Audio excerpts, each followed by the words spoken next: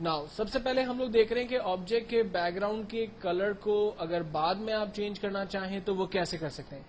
मिसाल के तौर पर मेरे पास ये एक सर्कल बना हुआ है जिसकी ऑब्सिटी इस वक्त कम है, मैं इसकी ऑब्सिटी को बढ़ा देता हूँ, 100% कर देता हूँ, और मुझे इस सर्कल के कलर को चेंज करना है। तो सर्कल के कलर को चेंज करने का आसान सा तरीका यह है कि पहले आप सर्कल की लेयर पे अब क्लिक कर दें, यानी आपका कर्सर सिलेक्शन जो है वो सर्कल की लेयर ही होनी चाहिए। देन कंट्रोल के साथ आप सर्कल की लेयर को क्लिक करें। इस तरह से आपका ऑब्जेक्ट जो है वो सिलेक्ट हो जाएगा। देन आप कोई भी नया कलर जो अपनी मर्जी से सिलेक्ट करना चाहें वो आप अपना कलर सिलेक्ट करें, alt backspace, colour fill करें, कंट्रोल डी सेलेक्ट करें। तो अगर कोई ऑब्जेक्ट क्रिएट हो गया और बाद में आपको ख्याल आता है कि जी मुझे उसका कलर चेंज करना है, तो it's not a big deal. First आप लेयर को सिलेक्ट कर लें, देन कंट्रोल के साथ दोबारा उस लेयर पे क्लिक करें। इस तरह से ऑब्जेक्ट सेलेक्ट हो जाएगा। आप अपने लिए कोई भी कलर चूज करें, ओके करें, अल्टर बैक स्पेस करें, कंट्रोल डी, वो कलर आपके ऑब्जेक्ट के पास आ गया। तो इस तरह से आप ऑब्जेक्ट के कलर्स को बदल सकते हैं। इस वक्त मैं स्क्वायर की लेयर पर हूं और मुझे सर्कल की लेयर पे जाना है। तो सर्कल की लेयर पे डायरेक्ट जाने के लिए एक आसान तरीका यह है कि आप सर्कल की लेयर पे राइट क्लिक करें। यहां पर सर्कल की लेयर का नाम आ रहा है, मेरे पास सर्कल की लेयर का नाम सर्कल है, इसलिए उसका नाम सर्कल आ रहा है।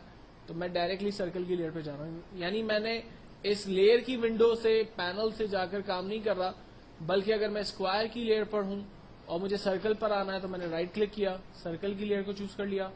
बॉक्स पे जाना है, मैंने राइट क्लिक किया, बॉक्स को सेलेक्ट किया, बॉक्स की लेयर पे आ रहा हूं। तो इस तरह से जब आप मजीद लेयर्स बनाते चले जाएंगे और आपको उन लेयर्स के अंदर जंप लगाना होगा, तो आप पैनल पे से लेयर को सर्च करने के बजाय डायरेक्टली उस ऑब्जेक्ट पर राइट क्लिक करें, लेयर का नाम आ रहा होगा, आप उसको सेलेक्ट करें और फिर उसके ऊपर आप काम कर सकते हैं। नेक्स्ट हम आगे बढ़ते हैं। अगर सर्कल की या किसी भी ऑब्जेक्ट की डुप्लीकेट बनानी है तो उसका तरीकाकार क्या होगा। लाइक मेरे पास ये सर्कल का ऑब्जेक्ट है, इसकी डुप्लीकेट बनाने के लिए हम लोग ऑब्जेक्ट पर राइट क्लिक करते हैं और डुप्लीकेट लेयर पे क्लिक करते हैं। कहता है लेयर की डुप्लीकेट, लेयर का नाम ये बनाएगा वो, हम कह रहे हैं ठीक है, ओके। इसने लेयर की डुप्लीकेट कॉपी बना दी। एरो के टूल की मदद लेते हुए हम ऑब्जेक्ट को मूव करते हैं और देख सकते हैं कि इसकी डुप्लीकेट हमारे पास आ चुकी है। सेम मुझे बॉक्स की एक डुप्लीकेट चाहिए। अब दूसरा तरीका क्या है, आप इस लेयर को पकड़ के रखें और जो हमने शुरू में सीखा था क्रिएट न्यू लेयर, आप उसके ऊपर माउस को ले जाके छोड़ दें। इसकी देखें कॉपी आ गई, मूव करें, ये देखें इसकी डुप्लीकेट कॉपी बन गई। यानी दो तरीके, पहला तरीका आप लेयर के ऊपर राइट क्लिक करें, डुप्लीकेट लेयर करें। दूसरा तरीका आप ऑब्जेक्ट को ड्रैग करें और क्रिएट न्यू लेयर के ऊपर लाकर छोड़ दें, आपके ऑब्जेक्ट की डुप्लीकेट आ जाएगी। और अगर किसी भी लेयर को खत्म करना है तो मैं शायद पहले बता चुका हूं, आप लेयर को सिलेक्ट करें और इसे डस्टबिन में डाल दें।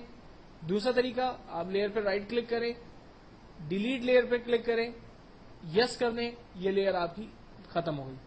अगर जो लेयर हमने डिलीट की फौरी तौर पर हमें वापस चाहिए तो हम अंडू कर सकते हैं, वापस आ सकती है।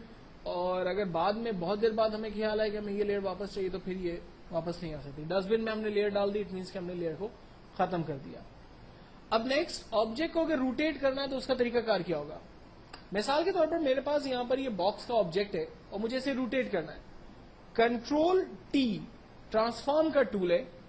ट्रांसफॉर्म के टूल की मदद से हम ऑब्जेक्ट की साइज को बड़ा छोटा कर सकते हैं। मिसाल के तौर पर मैंने ऑब्जेक्ट के कॉर्नर पर डॉट पर माउस को जब रखा तब क्लिक करते हुए इसकी साइज को मैं बड़ा कर सकता हूं और इसकी साइज को मैं कम भी कर सकता हूं। और अगर मुझे इसे रोटेट करना है तो मैं कॉर्नर पे माउस को रखूंगा। जब माउस का साइन इस तरह से एरो में तब्दील हो जाएगा तब हम क्लिक करते हुए ऑब्जेक्ट को रोटेट कर सकते हैं, जिस भी एंगल में हमें इसे रोटेट करना है। जब रोटेशन या ऑब्जेक्ट की रीसाइज, इसकी साइज वगैरह हमने बड़ी छोटी कर दी, देन अब इसको दोबारा नॉर्मल पोजीशन पे लाना है। एंटर बटन प्रेस करेंगे, ट्रांसफॉर्मेशन हमारी खत्म हो जाएगी और ऑब्जेक्ट परमानेंटली हमें उसी तरह से नजर आ रहा होगा।